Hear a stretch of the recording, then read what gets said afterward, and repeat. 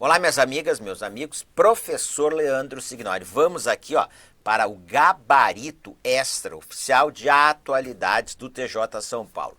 4 questões, questões naquele padrão, naquele estilo VUNESP. Uma questão, a primeira da correção, que perguntou sobre um fato que está entre os que receberam destaque prioritários, dos fatos ocorridos no Brasil. E as outras 3 questões com fatos aí de destaque secundário, seja no Brasil ou no mundo. Aquele padrão de questões aí do estilo da VUNESP. Questões perguntando sobre economia e política e nacional e internacional.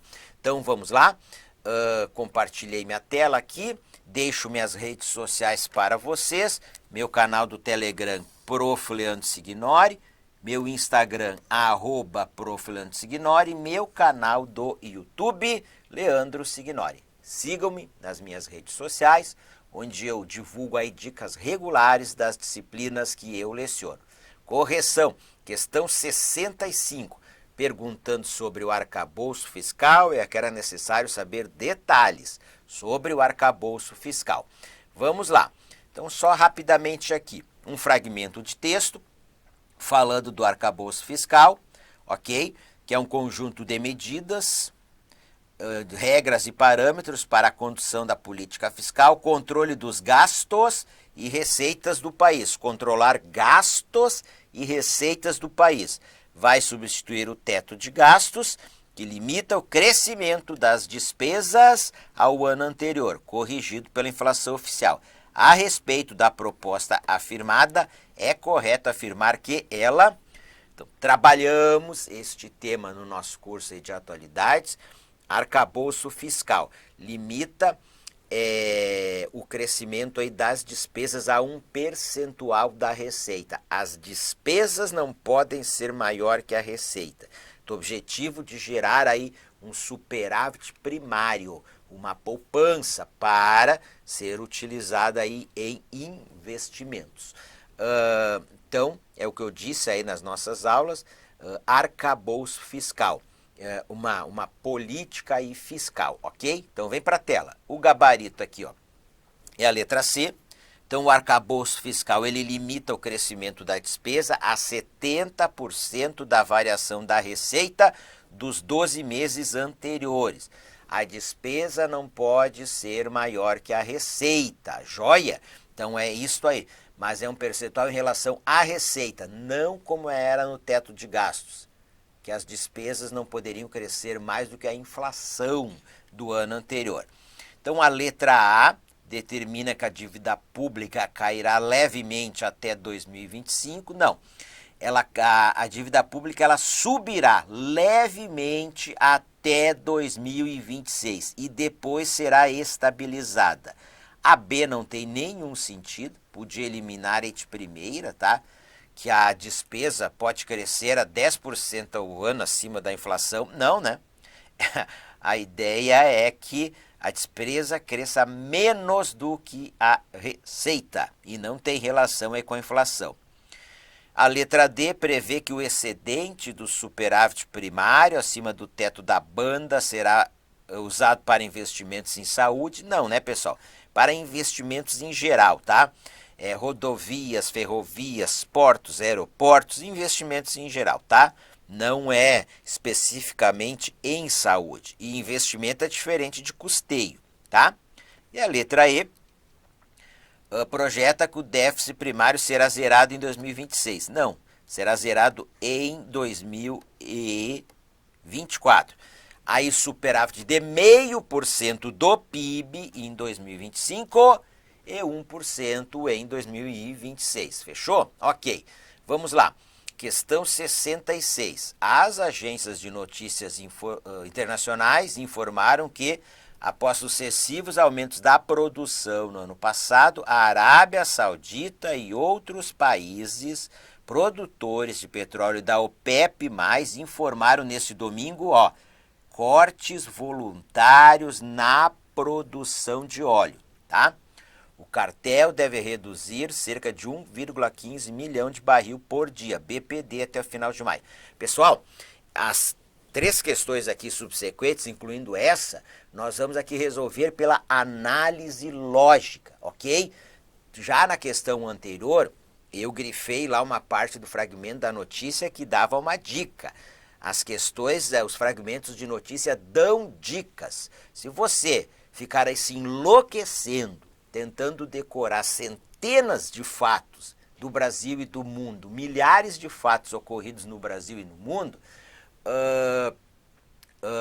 você poderá mesmo assim, como é um padrão aí de provas aí da VUNESP, se deparar com questões que você não decorou os fatos. Por isso que eu insisto que nós temos que usar a análise lógica sempre que possível na resolução das questões da VUNESP. A banca traz, em parte destas questões, dicas para você resolver a questão pela análise lógica. Olha aqui, ó. Cortes voluntários da produção de petróleo, ou seja, redução da produção de petróleo. Bom, se eu reduzo a produção, eu diminuo a oferta. Economia de mercado, gente. Eu diminuo a oferta em relação à demanda. Se eu diminuo a oferta de um produto, a tendência é que seu preço aumente. Se eu aumento a oferta, o preço cai, tá? E o que a OPEP quis fazer aqui, ó, e fez? Eu vou reduzir a oferta de petróleo que vai ser disponibilizado no mercado de barris de petróleo, porque eu quero frear a queda de preços, ou eu quero que o preço do barril do petróleo aumente, se eleve, ok? Então o anúncio não agradou. Quem que não ficou satisfeito com esse anúncio? Bom, e se eu reduzo a oferta e aí o preço do barril do petróleo ele sobe? Isso impacta o que nos países? Inflação.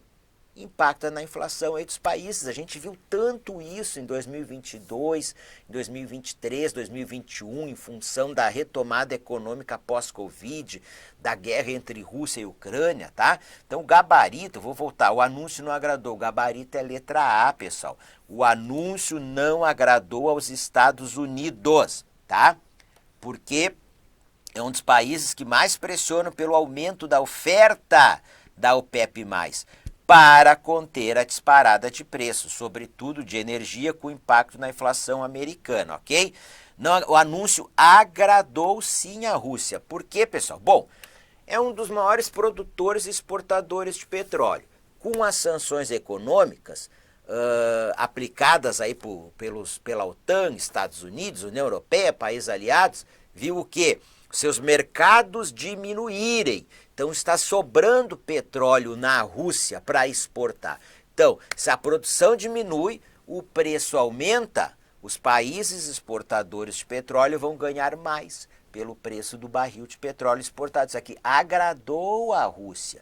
E também mais um motivo que desagradou aos Estados Unidos, que quer que a OPEP aumente a produção de petróleo para o preço baixar, para a Rússia ganhar aí menos dinheiro com o petróleo que ela exporta, para financiar aí a sua máquina de guerra, tá?